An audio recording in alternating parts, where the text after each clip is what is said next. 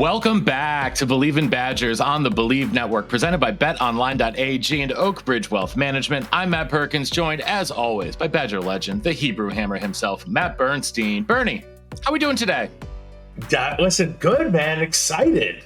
It's a holiday when I'm on here. When Sojourn's on here, it's even better. His opinions are fantastic, and they make even me think a whole new way. So I'm excited to hear some thoughts on the Badgers. Although I'm a little nervous because everything you read on every platform I go to, I am nervous beyond nervous. I'm shaking in my boots, literally. I'm nervous. I'm nervous. Okay.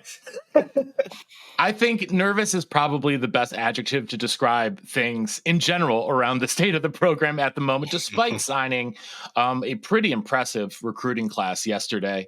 It's going to be another top 20 class. We'll get to talking about that here in just a minute. Before we get into it, though, I want to remind everyone tuning in that we continue to be presented by betonline.ag, the world's most trusted betting platform and your number one source for online betting. From the earliest odds to in-game live betting, BetOnline provides you with all the action and ability to watch the games as they happen.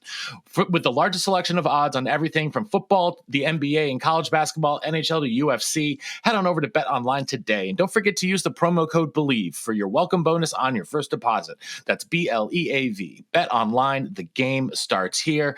And of course, we continue to be proudly presented by our main man, Chris Anicetti, and his team over at Oakbridge Wealth Management. If you are a pro, future pro, or NCAA athlete with NIL deals, Chris Anicetti is the man you need to connect with to get your money right. Over at Oakbridge, Chris and his team of professionals will create a comprehensive financial plan to set you up to navigate your lifestyle and future market conditions.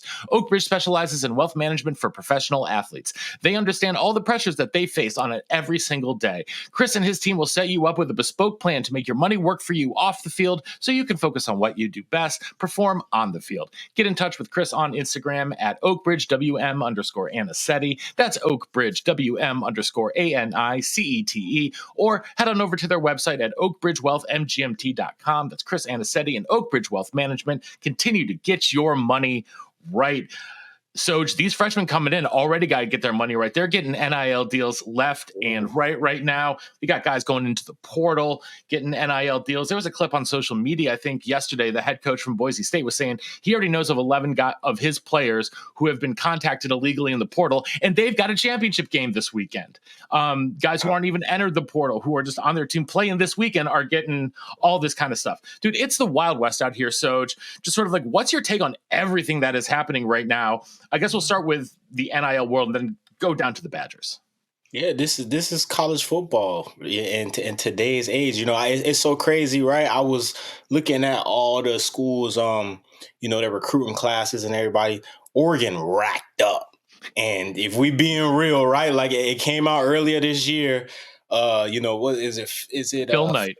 Phil Knight came out and was like, whatever it takes, money-wise or whatever, he just make it happen. And Oregon is doing that. So just to be able to see, all these commits flip and five-star, recruits flip from Bama to Oregon or Ohio State to Oregon, it just shows just the nature of what college football is. And you can kind of see in the future what you're going to need to do to grab these better players that are out there. Because I think the playing field has been even now more than ever, right? Like you got a bunch of players that are 4 stars, 5 stars, and that would traditionally would go to LSU or Alabama, but now they're going elsewhere. And it's not even always necessarily the Oregon teams, right? You're seeing some other schools, like the Memphises or, the Florida States, that these teams are getting quality players. So all I can say is, man, college football fans, gear up, man, gear up. And I think this season was a preview of, more, seasons like this one to be in the future. I mean, sadly, Sojourn, you went to Wisconsin because you liked Wisconsin. Yeah, facts. You like the coaches, I would assume. You probably like the downtown Madison area. You love campus. And listen, even like I didn't even care about the academics, but I knew they were good, right? Like that wasn't on my number one through like couple 20, 30. But they're good. So you go there because you're going to get a good degree. Now that is all out the window. Like none of that matters. It doesn't matter if you feel so comfortable at Ohio State or LSU or wherever else you feel comfortable. Oh, Oregon came out of nowhere and it's going to give me X amount. I'm just going to go there. Let's go. It's just so wonky that like the thought process of going to college to play football is not about where you feel where you're going to get your best holistic, experience. It's where are you going to get money, and then maybe make it. Listen, I want everyone to get money, and I want everyone to go to the NFL, but I also want you to go get an education. Like football ends at a certain point. That's their point. And no matter what, unless you literally don't make it past football, you need to have a plan, and that involves college usually. But Bern, you got to look at it too like this, and this is just a different perspective of it, right? Although everybody wants to get drafted and get that opportunity to play in the league, and I think when you get on a college, campus and you get on a college team, you quickly see that, like a lot of us not gonna make it to that point, right? And I just think it's now, with paying the players, is giving guys an opportunity to set themselves up after college or while they're in college. So I think there's pros and cons to it both, right? Sure. Like it's a lot of cons to it, right? You got athletes blowing all their money, and some are probably leave in debt or don't know much about taxes and stuff. So it's a lot of cons to it, but I think it's a lot of pros too for guys that are given the opportunity to take care of their families now that they're in college, and these schools are making money off of them. So first of all, I love that for them. I do. Yeah. And I never want to take that. There are people who are not in my position. I completely understand. People come from all different walks of life. And that's like Nigel Hayes said his parents couldn't even come on a bus to get to Madison. Like that's heartbreaking. It's terrible. So I want that, he didn't get paid sadly, but he started this whole thing. I'm not arguing that. I'm arguing that so then where do you go? A lot of dudes have come back and have gotten their degrees 10, 15 years later. Yeah. Where do you go to school then? Like if you went to 3 different places and you have scholarships, is scholarship even like the binding thing it used to be? Or Matt Perkins, like if I transferred 3 times and go to, let's say I end up at Northwestern, is that where I can finish school, or I go to any 3 of them? I think it's a case-to-case situation. Like bananas. I would imagine that it would be Northwestern is the place that you would have to go back to as your last school. But again, it's going to be a completely case-by-case situation. You could technically transfer back. If you started at Bowling Green and went to Northwestern, you could transfer back to you could transfer your credits, a certain amount of credits, right, back to Bowling Green and restart that process. But I don't think you talk about this. I don't think you get the same sense of community. And I think part of that college process is building a community. Yeah. And when you have guys who are going to 3, 4 schools, whatever, do you really build a community, or do you just sort of have these passing coworker relationships where you can't really get to know and trust someone in the same way? Yeah, I totally agree with you. And I feel like this is more so it's becoming a job, bro. You start to see the real world. What a lot of athletes, that's why I said coworkers, because it is a job. Because it is a job, right? So, I think a lot of people, you're starting to see, even the athletes are starting to get a taste of what it's like in the real world, and what you have to come and realize after ball is done is, again, people are let go. There's things that that come with all these perks, and it's a lot of things that come with it that's not so good. So I think overall there's, and like I said not too long ago, there's pros and cons to it all. But it's a crazy landscape for college football, and I think even more so the NCAA is still figuring this whole thing out as well. So when the big dogs and the people that run the show don't really know what's going on, I just think it's a disaster. But hopefully they get a grip on it and can figure everything out so that it is beneficial to the players, because that's what it's all about at the end of the day. The NCAA is not beneficial to the players. They never have been. They're the worst organization ever. I don't care to badmouth the NCAA. They're terrible. 100%. They're terrible. They don't care. They want money, and they make tons of money. And so A question for you guys, let's right? Can I ask a question? yeah. So I know like the NFL generates billions of dollars.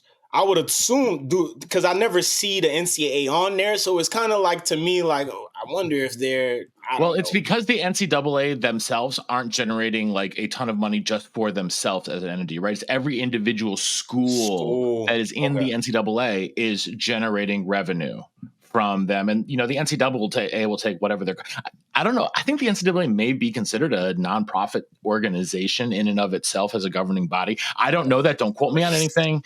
It might be, but the NCAA, basically takes their cut, right, to govern all of this. And I put govern in very large quotation marks because it is not necessarily always very equitable or reasonable there. But I want to move to the Badgers specifically because it's been less than a week since the Minnesota game. I think we're at 11 guys in the portal now, give or take. Most of them are young guys. They had what was really staggering to me, the 2023 class, high school class, they signed 6 defensive backs. They're all gone now. All gone. And that was the class that signed right after Fick became the new coach. But 3 of those guys have been recruited by the Chris staff, the Leonard staff, and 3 of those guys have been recruited directly by Fick. And he's supposed to be the DB guy. And you see his 2 top guys, the corners, Jonas Duclona, 4-star out of Florida, and Amari Snowden, the 4-star out of Michigan, both leaving after 2 years. And now I don't really know what that means. Does that mean they're not developing them like they should? Did these kids just happen to like wash out? Like, what's going on there? Like, I don't know what's going on, because it seems to be, while the defensive backs played relatively well as a whole, at least in comparison to the rest of the defense, like it's a bit surprising to me to see, especially Duclona, who's probably in line to start next year, or at least genuinely battle for the starting job, because Forkerine is graduating, assuming that Ricardo Hallman stays. We can talk about Rico here a little bit later, but like, Soj, like, is this a concerning trend? Of course, it's a concerning trend. I mean, when you lose 6 defensive backs out of just one class specifically, everybody, but I think, and I don't want to get too into, a lot of stuff, but I think a lot of that has to do with, Rico probably coming back, and guys want to play. And that's what college football is now. Like, everybody is coming in nowadays with the mindset of trying to get on the field from day one. It's not really much of a developmental process as it used to be back in the day. Now, these guys want to touch the field as soon as possible. And if you don't give them that opportunity, now the rules allow you to pick up and go somewhere else. And we kind of talked about it a little bit earlier. You got guys that are playing in championship week that are getting reached out to by coaches, which is, I'm sure, is illegal, but it's tampering. The portal doesn't technically open until the 9th. It's tampering, but you still have it being done. And then, so now you got to, let's say, I'm at Wisconsin and I don't know, Michigan is throwing in my ear, hey man, like, I know you want to come play. Like, you can look at our depth chart. You got an opportunity, and here's the number or whatever will meet whatever number that you want. And it's tempting. You got guys that are 18. Well, I get what are you in college? 18. 20. I mean, these 20, guys are 18, 19, 20, 20 years old. Like, you still at that process don't know how to decipher, like, what's real and what's fake, and you're still learning this whole thing.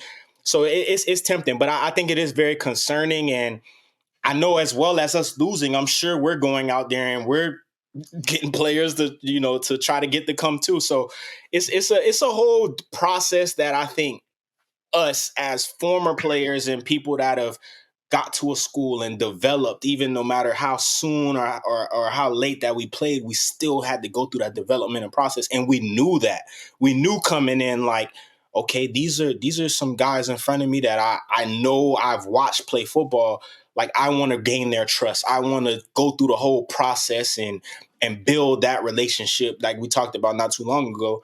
And that's not the landscape of college football anymore. And nobody wants a red shirt anymore. No. It's the best thing I've ever done was take a red shirt year. But nobody wants to do that. And I would agree, Sojourn, everything you're saying to me is spot on. What's sad is that, Fickle said he's trying to build a team through recruiting. These are your dudes, man. You recruited these 6 guys And then they leave for whatever reason. I'm sure there's 100 reasons that everyone's leaving, but 6 from the same class seems that to me seems something else is going on. And how do you build the class then? Sojourn, your 2023 team has no DBs. What do you have to do now in this day and age? You have to go to the transfer portal. And it's exactly what I think Fickle's not trying to do. But then how do you not do it? You're stuck you're on the merry-go-round. Like you're stuck between, what do they say? Like a crap and a fart. Like you have to do one or the other. And no matter what you do, it's not going to be good. I never heard that, but that's a good one. That's a good one. So he now lost 6 guys in one room where you need 5 or 6 guys to play, or 7, 8, 9 guys to play pretty much. So what do? You have to go to the transfer portal. So now you're already getting guys you didn't want to get. So, I mean, to me, it's a culture thing. We have to do something drastic. Sojourn, I asked you a pretty crazy question. What drastic things would you do if you were sitting with Fickle and you're like, we got to do these things? What are those things in your mind? I've been adamant from them pay people. I mean, but that's and it sounds so crazy, but that is what all these other teams are doing. Now, I'm sure there's things internally, like, right? And I was going to hint to that. These guys are leaving. Some aren't system fits. Some probably just don't. Some probably get the campus and get, a couple months in the program, just like, I really don't like the coverages and the defense they're running. It doesn't fit me. Well, Auburn runs man coverage, second, third, and fourth, all 3 downs. Like, sure. That's my style of ball. So I might be more successful over here than I am at the place that I'm at right at the moment. So I just think they have to take a look at, defensively, even offensively. I mean, we're specifically talking about the cornerback room. So defensively, what are their schemes? Are guys satisfied? Are guys happy? Is this going to benefit us as far as with the guys that we have in the room now? And are we capable of running at and doing that? And I think, you look at this season in the past, there's some games that it was like Iowa game. Why are we in a 3-3-5? Like, that's not going to work against a team that's going to run the ball first, second, and third down. And they have big guys, and we just probably didn't have the athletes or the size on the D line that would call for us to run certain schemes. So I think it just has to be a look at, a whole overview look, which I think Coach Fickle is doing offense on the offense side of the ball and the defense side of the ball. And we just got to figure out what it is that we want to do and get the guys that fit that. My question, though, then is, as a position coach, let's say, like, how hard can you coach these guys knowing that they can hit the portal at any time? And like, if you believe in a guy and believe he can develop, but it's going to take 2 or 3 years, like, can you even like invest that relationship in the player and all of the time that it takes to do everything when the guy can up and leave at any moment? And just, I would imagine that makes the actual coaching much more difficult as well, because a guy could say, yeah, I'm hearing that, Auburn wants to play me in man coverage all the time. Like, do that for me. And like the relationship and the power dynamic changes. Like, some of these kids who are really, really up there in terms of NIL money are making more than their position coaches. That's crazy. If that is true. And so, and that brings like the big donors and stuff into question. It's like, okay, so I'm paying X amount of money for NIL for this guy. Why isn't he playing? And then it's like going back to high school where the kid's dad comes in and is complaining, why isn't my son getting more run? It's the exact same thing. The only difference is that it's the big time donor coming into the coach saying, why isn't the kid I dropped, $150,000 on getting any play, where this kid who's, not got nothing playing? Like, it gets crazy. I think that's where the love of the game is gonna come in for both sides, the coaches and the players, right? Like, I mean, you hitting into it. You could have a kid that comes in and that's making all this money, and maybe he's just not ready and up to speed yet. But as a coach, if you have that love for, mentorship and guidance, you're gonna still put 110, the effort into trying to get somebody. As long as trying to get somebody to where they want to be, as long as they're willing to put the work in. Now, I think if you get guys that come in as just, and just jump ship right away, and it's just like, yeah, no, I don't see myself being here. I do think as a coach, it's going to be hard to coach a guy like that because you have other guys on the team that want to be in that spot. And I just think, it's tough, man. It's so many questions and stuff that you're asking about. And it's just I don't want to say the wrong thing but at the same time, it's like some guys you just gotta let go. Yeah. And the money and stuff is now involved too, making it a lot more tougher than ever. Like, I just looked it up. Like, Texas's quarterbacks coach makes $1.7 million. Arch Manning is 3.1 million. So, and he's the backup. And he's the backup. I mean, yeah, we all know Arch is a different situation, whatever. But like, it's still, it goes to that same point. And buy a Batmobile. Yeah, you seen that? Buy the Batmobile. Joe Burrow just bought a Batmobile. That's crazy. You got a kid in college to buy a Batmobile. You can drive around town in a Batmobile. It's bananas. I mean, Texas, they get Lamborghinis and stuff in their deals. They got Batmobiles all over that place. But, like you were saying, I mean, I think Arch is a different situation just because obviously he has, the family that understands the whole process of being a quarterback, which is why I think we've seen him stay at Texas and sit. Also, as far as, Quinn Ewers, he's more than likely going to the NFL. And if he came back, like, I don't think it would be his best decision to come back to school, or it'd probably be to go to the NFL or transfer to another school, and he's not transferring anywhere else. But these guys are making crazy money, man. The whole money thing is outrageous to me. I tell my parents all the time, I wish they would have waited a little bit longer, and we could have been set. I think to go back to the coaching question, I think you have to just unequivocally be you. Like, you got to that position because you're that coach, right? I think you have to coach people the way you coach them, hard, not hard, whatever that is. You got your coaching style is yours. I do think now, I don't want to say coddled. I think you have to have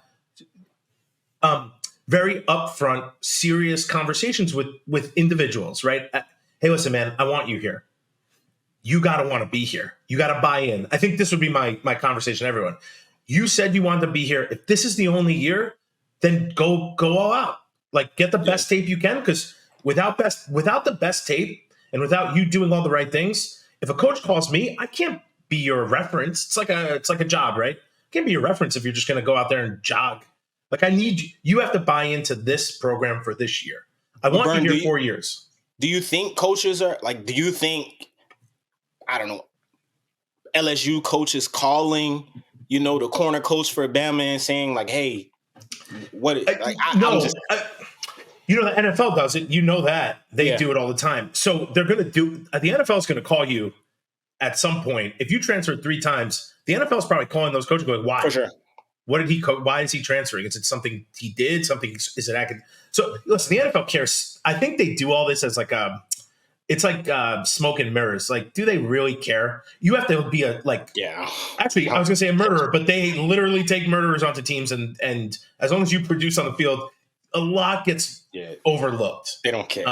They don't really care. So, but I do think they're looking for guys who are not complete whack-up jobs. Yeah. Right. So so the NFL will do their due diligence. Do you want, I don't want that on my record. No matter what, I want to have good relationships. Not saying these dudes are leaving and burning bridges. But as a coach, I think you have to be like, listen, dude, I'm going to give you my best. That dude, Ricardo Hallman, is one of the best in the country. If he's here 2 years, imagine what you're going to be in 3 years. I promise, if you learn under him and learn under me, in 3 years, you're going to be him or better. And if not, then leave. I'll be happy. But I'm going to coach you to get to his level. So when he's gone, you're in. And that's hard for kids. But I think if you're telling them the truth about that, then I think that there is at least some knowledge for them to say, hey, coach is saying I'm going to play year 3. Now, that could change, but you have to be extremely upfront. My drastic change, Sojourn, is to play the young guys. Okay. Because it's not no program anymore is like a sit for 3 years, develop, and go. It's just not that way. People are gone. Look at Tretch. He wasn't being used correctly. he's out. I mean, like it could happen to our best dudes. Yeah. And I think Wisconsin's a unique kind of crossroads. Like, we hired a new coach. We're trying to figure all this thing out. NIL and transfer portal hit us at the same time. Like, it's just all these bad situations happening at once. A little too long, Matt Perkins, but you talked about right, like, look at Rico's situation for an example. And if you're a kid, right, if I come in and we're the family here, so we could talk about this. And y'all know I think the world of Rico, right? Like, I think in the past 10 years, him and Nick Nelson are the best corners to come through Wisconsin. I look at a year that Rico had last year, right? All-American year, stud. Then you look at the year he had this year. And I'm not saying that it's because of him. It could be, I've seen a lot of issues and things that I've maybe wondered about, as far as like, why are they taking him out? Why are they rotating your All-American best corner on your team? Why this? Why that? So if you're another person and I'm a coach and I come to you and I say, well, look at Ricardo, right? Had a stellar first year under this coaching regime. The following year, kind of, I won't say fall off, because I don't think he's fallen off, but the stats aren't what they were the year before.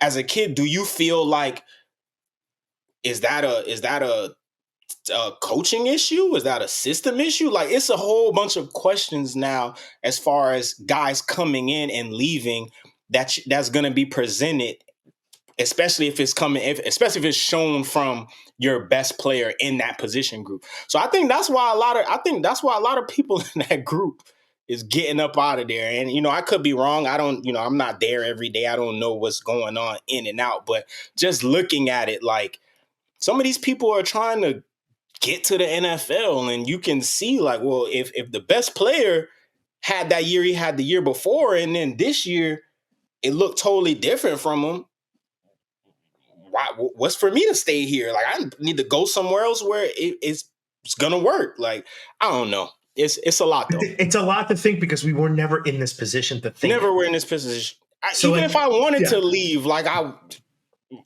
gonna sit out a year. Like, it's a whole bunch of stuff that's going on. Right. Oh man, so now let's bring it to the offense, Matt Perkins, because I'm a huge offensive fan. Braden Locke, what is it? Landon. I love that they have Braden and Landon. I just actually think that's very cool. He signs with the Badgers, so Braden Locke's staying. I mean, that's what all signs point to. I think it would be crazy if his brother signed and he left. It'd just be bananas. Which, to me, I don't think that's a bad thing. But we signed one of the best QBs, top 100 guys. Mm-hmm. I mean, if he doesn't start, I'm concerned again. But Tyler Van Dyke, he could come back and play. He can come back and play. Sojourn, what's your best case, I guess, scenario for like the QB room? And the QB position is so like demanding, and you have to go through learning curves. And I don't think you're able to go through that in the off season, right? Don't get me wrong. There's certain quarterbacks that come into college football that are just genuinely special. Like, I look at guys like Trevor Lawrence or Deshaun Watson. Like, those guys come and play off the jump. And I think the landscape of college football has got it to where everyone, even us as, Badger fans that pay attention to the game, we expect somebody to come in and be right away. You mentioned it. We signed a quarterback that's in the top 100. I want to say number 2 dual threat quarterback in the country.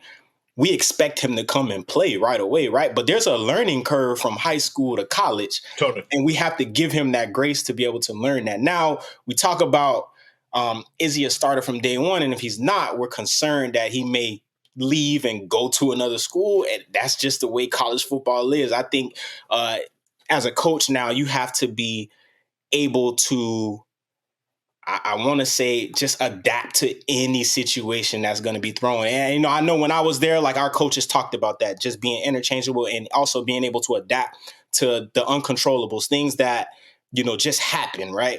And it's now shown, now coaches have to do the same thing that they're preaching to these players. So I think it's a unique situation, but I think it's a good situation to have, right? Because when's the last time we had, I guess, an option of, different, levels of quarterback play, right? If we need to go with a veteran and Tyler Van Dyke comes back, I mean, he was showing promising this season. Obviously, it got cut short due to an injury, but I think you can build off, his experience and how he's played in previous years. And then also just having a young quarterback under him that he can kind of show and lead the ropes to. You got a guy that you think is going to be your future quarterback for the long haul. And, he has a person that he can learn from, Lynn Tyler Van Dyke, who was once, right, at one point was looking at being a first round draft pick, was a top quarterback in the draft class, Heisman candidate when he was at Miami. So I think, for the quarterback we got coming in, that's somebody that he can learn from if Tyler Van Dyke comes back. I have 2 points on top of that. I didn't mention Matoyer, but who knows what happens? I don't know. I'm hopeful because he's like 6'6", can run, throw. But who knows? Because Longo got fired, and they were, I don't know. Here's my one thing. Why didn't they give him any reps? They did very little in one of the end of a bogus game, and he actually looked good in his pads though. So maybe if you're listening, meaningful reps though. You look sharp, bro, in your pads though. I'm not gonna lie, you did look good, and he actually looked good. They just ran the ball. He didn't do anything. Doesn't matter. Here's the thing about the transfer portal. You are one quarterback. There are 10,000 quarterbacks. There can only be one on the field, right? Think about it. There can be 6 DBs on the field pretty much if you need to. There could be 3 or 4 linebackers. There are 3 or 4 D linemen. There's 5 O linemen. There are 4 wide receivers. Like, there's a plethora of positions that have multiple people who can play those positions. But a quarterback, you really only have one. The competition, if Mabry Matoyer leaves, is going to be very hard. He's going to go somewhere. If he goes, I don't want to say he's going. I know nothing. Same with anybody if they pick up and leave. The situation at the next place doesn't mean that they don't have a starting quarterback. They probably do, or they have a room full of 4 guys who want to be that guy. So, the question is like, the grass looks greener when you're like, oh, I can just jump ship. I'm never going to get a shot here. But is that true? Like, I just don't see anyone picking up. Now, you see at a lot of schools, they have always different starting quarterbacks, but I just don't know what that looks like. From the QB specific view, I just don't think you're going to go to a place where you're going to be the immediate starter. Yeah, it's tough, right? But you look at us for an example. I mean, we had a QB leave Miami and come to Wisconsin and be the starting quarterback. So you have examples of it all around college football, good and bad. You just gotta weigh the pros and cons now. If you're in that situation. If I'm sitting in the quarterback's room and I see Cam Ward throwing the football, I'm like, dude, I'm out. I'm not gonna be this guy. Like and he rated one of the best quarterback. Was he the best quarterback rated at PFF, Matt Perkins? Who, Cam Ward? Yeah. Right now? Yeah. So he's the best quarterback this season. He's the best quarterback this season. If I'm Tyler Van Dyke and I'm even close, I can't stay. Like, I mean, I guess I could, right? Like in the normal days, people would say.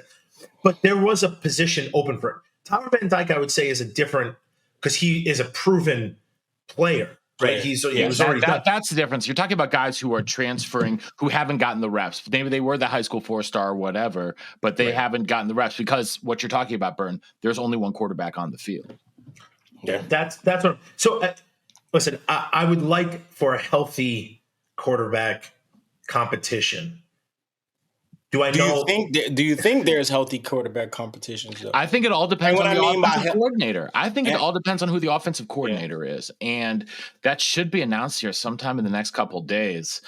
We still have no idea who it's going to be. They've done a very good job keeping this one under wraps, Bern. But like, it's going to be so dependent on that, right? Because like if it's a guy who wants to come in and run 22 personnel or some crap like that, right, and do everything under center, like that's probably not Mabry's game. That's probably not Braden Locke's game. But actually, that might suit Braden Locke better. But that's not Mabry's game. Like that's not some of these guys. So it's so fascinating to me to see how they do this, especially with the flux or the state Well, of if you flux. look at the defense, like coaching, trying to install a defense that we don't have the guys for this year, it's totally apparent that we didn't have the guys for the 3-3.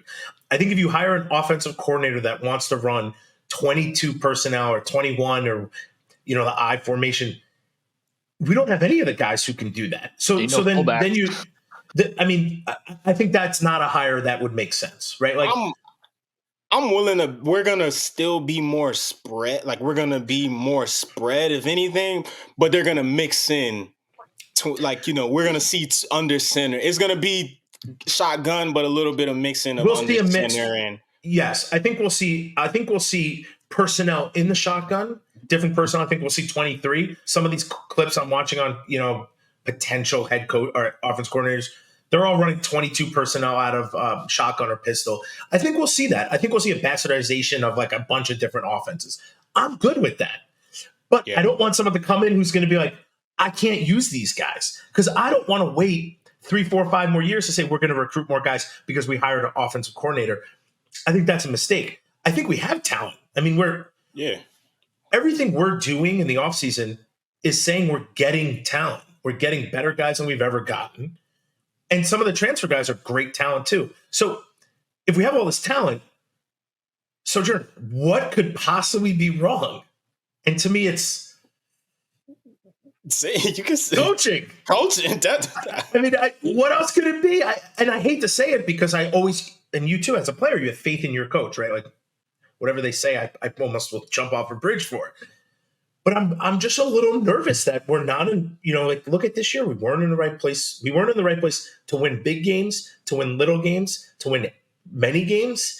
And we weren't in the right place to make tackles, to stop defenders. We couldn't get off the field on third downs. We had penalties, like mental errors. It's all coaching. Because I think the skill is there. I won't say that. I think we have good guys. So I don't know. That's hard for me to watch, right? Like making a mental error over and over again.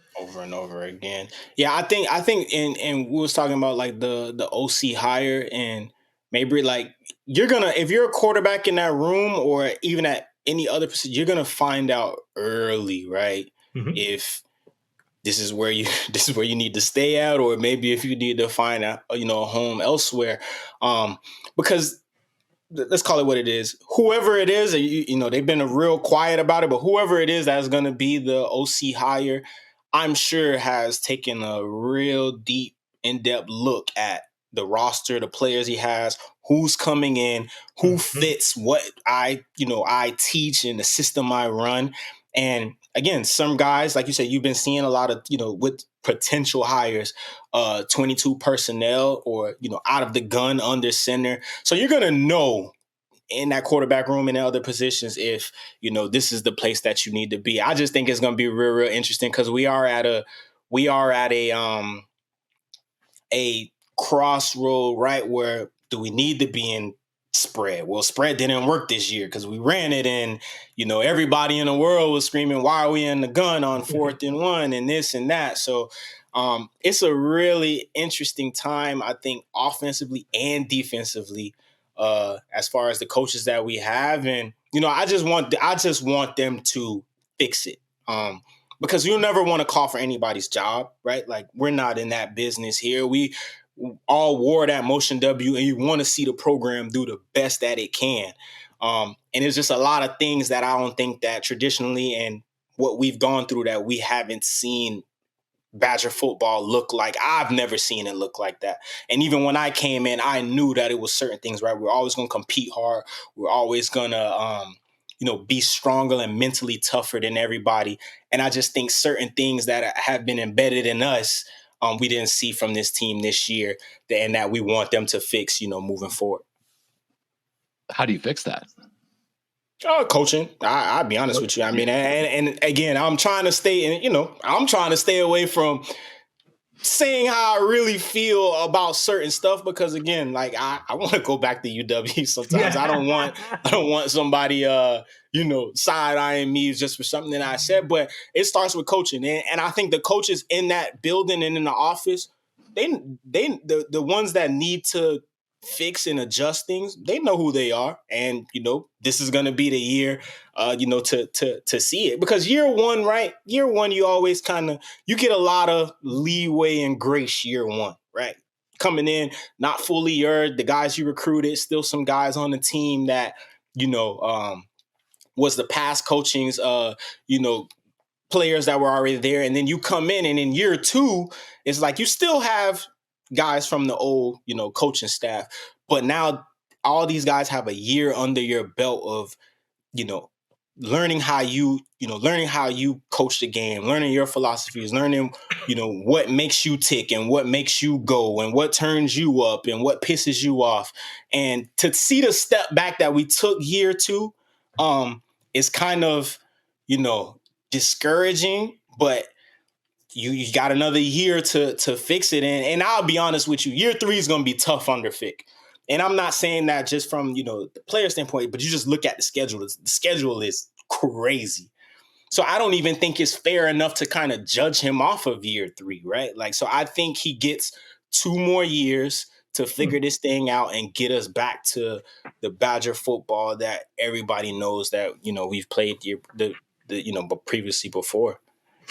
I would say that I do think that there are things that I could see, even if we lose every game next year, I can see the effort and the excitement to play football. Like the things you just, as a football player, can show, like some swag on the field. Like those things I want to see. You didn't really see a lot of that. And not because you're not making plays, just because, I don't know, it just seemed like a job more than like, dude, the job is Monday or Sunday through Friday. And it's a party. Like literally, you don't have to do anything but play in a football game in front of 80,000 people. Fans. Yeah. It's nuts. And let's be real, Sojourn, most of them are co-eds who you can meet after. Whatever way you want to, like there's a person for you or many people for you. And not saying like that's why I played football, but I played football because I wanted to win and I wanted people to know that I was dominating. And then I wanted to go to the bar and show people I was dominating also. And turn up. So, have a good time.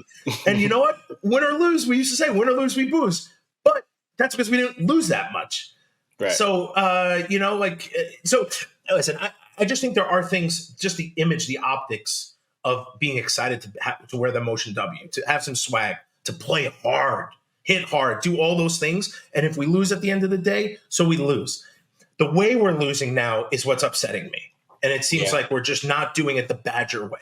Even when we lost, you did it the Badger way. And people are like, damn it, we should have won that game. But people weren't grabbing their pitchforks and like going on social media crazy like they are now. So that's my rant. I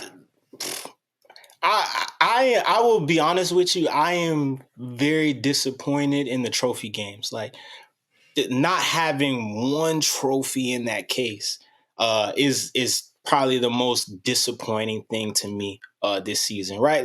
And again, you're gonna lose. Losing is a part of it, right? But like you talked about, how you lose, and especially not being the effort in those games specifically is what kind of like ticks me off a little bit, right? Mm-hmm. But all we can do is just hope that this off season that it's a different approach to the whole thing. And man, we get those trophies back. Like again, this year, Alabama would have won. Who wouldn't want to beat Alabama? But he kind of knew, whatever the case is. Penn State, USC, Oregon. Like again, how you lose that Oregon game, I'm okay with that, right? Those guys went out there and fought. And then what was the next week after? It just looked. What was Nebraska right after Oregon? Yeah, it looked totally different. Totally different. In a game that's a trophy game that you have to walk past every single day, but to get to a bowl, to get to a bowl. But I'm just saying, like, even now, right, when you come in that locker room for workouts or whatever treatment, whatever, it's right in the middle. As soon as when you walk in. So, did you have the axe the whole time you were there? Yeah, I didn't. I don't even know what that feels like. So I'll tell you. So you're dead to me. But I'll tell you what it feels like. It feels like an empty. They left the case there empty in front of the locker room the whole entire year. Literally, it's empty. So think about that. Like, yes, so I lost to Iowa. I will say that I did lose to Iowa my junior year, 2015, and yeah, it's a terrible feeling. Like yeah, still walked in and there was 2 out of the 3 trophies in that case, but it's still like every time you walk past, it's like, damn, we really lost to, and you just replay everything that happened in that game that maybe you could have done differently, or yeah. what you feel like should have been done differently. This is not a good feeling, but that axe one to me is extremely And it important, right? sat there empty in the Yeah, way to the weight room. It's the door everyone uses to leave. It's that place that you walk by 50 times a day in the locker room. It sits right up front under all the TVs. Let me just say, like, you never ever really wanted to lose that. Like, you did, no matter what, you didn't want to lose it, but for more reasons than, like, that's traumatizing. To that's walk in every traumatizing. day and see nothing in that case, and they did on purpose. It's not brain surgery. So, like, it's tough. Like, I to not win any of them. I didn't really care about the other ones because they were brand new, either when I was there or if they came out after. So, like, that culture wasn't built yet, but the Axe culture was built. Like, the second year I got when I was there, you hear the same stories. You start actually paying attention to history, and you're like, dang, this is the longest, going. It's on both sides. You like hold the ag, you feel, you see it. You're like, this is the coolest thing you can hold. And then when you can't hold it, you're like, I'm gonna kill everyone to do it. And then that's exactly what it is. Dude, if they lost to Minnesota the way that Badgers should be losing, I'm okay with it. I'm gonna be pissed, but like, I'm not gonna bad talk it. But it's just like, I could play right now and I could show you what it would look like. I would suck, but I could tell you that you would enjoy watching me play football again. I wouldn't win you a game. All effort. All effort. And want to. Yeah. And I don't want to sit there because I seen one of my fellow Badger teammates, old dog, when I was a young pup. He tweeted back and forth with somebody. I want to say it was a former player as well. He just said, like, there's guys that were going through things on the team and, still gave it 110%. So I don't want to put out there that they weren't playing with effort, right? Because at this point in the season, there's stuff that's going on in people's personal life, school, totally. Injuries, all type of stuff like that. But I just think for that game, you got to hit another gear, and it just got to be like, whatever I got going on, I got to put it to the side. And even if we do come up short, the effort has to be glaring that is a want to win this game. And I just don't think it was there this year. Yeah, we can go into this, but I think football is one of those sports, like, you really have to separate mentally from anything in your life is happening to Saturday. Listen, you gotta be a nutcase, bro. You gotta be crazy. You gotta flip a switch. You really do. Like, you go onto that field, and like, that team doesn't care if you got having problems. They want to hurt you.